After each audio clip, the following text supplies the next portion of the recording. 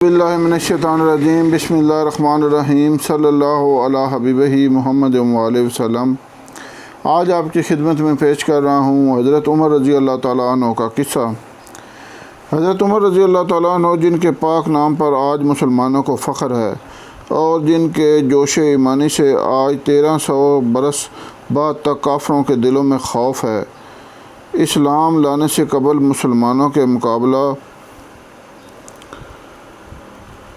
ہر تکلیف پہنچانے میں بھی ممتاز تھے۔ نبی کریم صلی اللہ علیہ وسلم کے قتل کے درپے رہتے تھے۔ ایک روز کفار نے مشورہ کی کمیٹی قائم کی کہ کوئی ہے جو محمد صلی اللہ علیہ وسلم کو قتل کر دے۔ عمر نے کہا کہ میں کروں گا۔ لوگوں نے کہا کہ بے شک تم ہی کر سکتے ہو۔ عمر تلوار لٹکائے ہوئے اٹھے اور چل دیے۔ اسی فکر میں جا رہے تھے کہ ایک صاحب قبیلہ زہرہ کے جن کا نام حضرت سعد بن ابی وقاص ہے اور بعضوں نے اور صاحب لکھے ہیں ملے۔ انہوں نے پوچھا کہ عمر کہاں جا رہے ہو؟ کہنے لگے کہ محمد صلی اللہ علیہ وسلم کے قتل کی فکر میں ہوں۔ نعوذ باللہ۔ سعد نے کہا کہ بنو ہاشم اور بنو زہرہ اور بنو عبد مناف سے کیسے مطمئن ہو گئے؟ وہ تم کو بدلہ میں قتل کر دیں گے۔ اس جواب پر بگڑ گئے اور کہنے لگے کہ معلوم ہوتا ہے کہ تو بھی بے دین یعنی مسلمان ہو گیا، پہلے تجھی کو نمٹا دوں۔ یہ کہا کہ تلوار سونت لی اور حضرت سعد نے بھی یہ کہہ کر ہاں میں مسلمان ہو گیا ہوں تلوار سنبھالی۔ دونوں طرف سے تلوار چلنے کو تھی کہ حضرت سعد نے کہا کہ پہلے اپنے گھر کی خبر لے لو، تیری بہن اور بہنوئی دونوں مسلمان ہو چکے ہیں۔ یہ سننا تھا کہ غصہ سے بھر گئے اور سیدھے بہن کے گھر گئے۔ وہاں حضرت خباب جن کا ذکر پہلے بھی آ چکا، وہ میں پہلے ایک ویڈیو میں بیان کر چکا ہوں، کواڑ بند کیے ہوئے ان دونوں میاں بیوی کو قرآن شریف پڑھا رہے تھے۔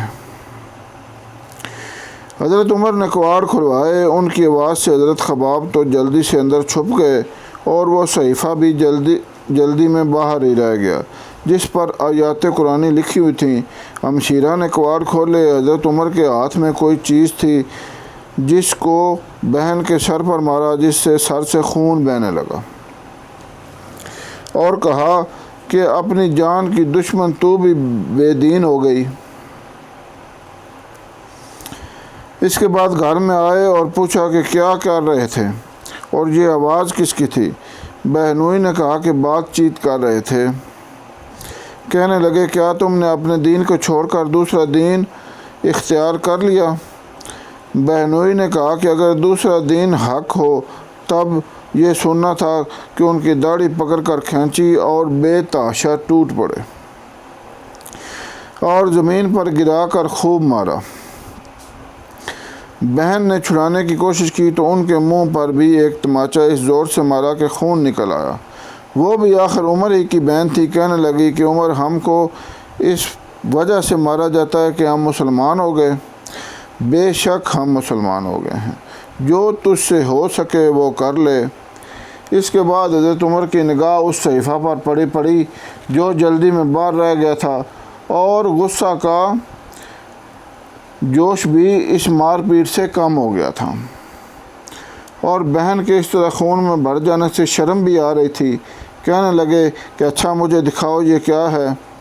بہن نے کہا کہ تو ناپاک ہے اور اس کو ناپاک ہاتھ نہیں لگا سکتے۔ ہر چند اصرار کیا مگر وہ بے وضو اور غسل کے دینے کو تیار نہ ہوئیں۔ حضرت عمر نے غسل کیا اور اس کو لے کر پڑھا۔ اس میں سورۃ طٰہٰ لکھی ہوئی تھی۔ اس کو پڑھنا شروع کیا کہ حالت ہی بدل گئی۔ کہنے لگے اچھا مجھے بھی محمد صلی اللہ علیہ وسلم کی خدمت میں لے چلو۔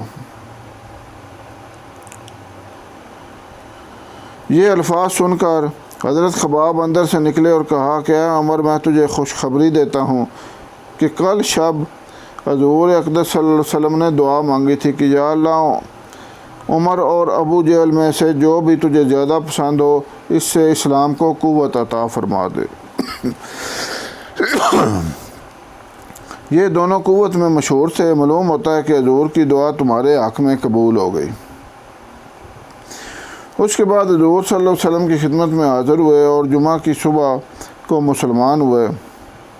ان کا مسلمان ہونا تھا کہ کفار کے حوصلے پست ہونا شروع ہو گئے، مگر پھر بھی یہ نہایت مختصر جماعت تھی اور وہ سارا مکہ بلکہ سارا عرب اس لیے اور بھی جوش پیدا ہوا اور جلسے کر کے مشورے کر کے ان حضرات کو ناپید کرنے کی کوشش ہوتی تھی اور طرح طرح کی تدبیریں کی جاتی تھیں۔ تاہم اتنا ضرور ہوا کہ مسلمان مکہ کی مسجد میں نماز پڑھنے لگے۔ حضرت عبداللہ بن مسعود رضی اللہ تعالیٰ عنہ فرماتے ہیں کہ عمر کا اسلام لانا مسلمانوں کی فتح تھی اور ان کی ہجرت مسلمانوں کی مدد تھی اور ان کی خلافت رحمت تھی۔ ماشاءاللہ، امید ہے کہ آپ اس واقعہ سے مضمون سے فائدہ اٹھائیں گے۔ اللہ حافظ۔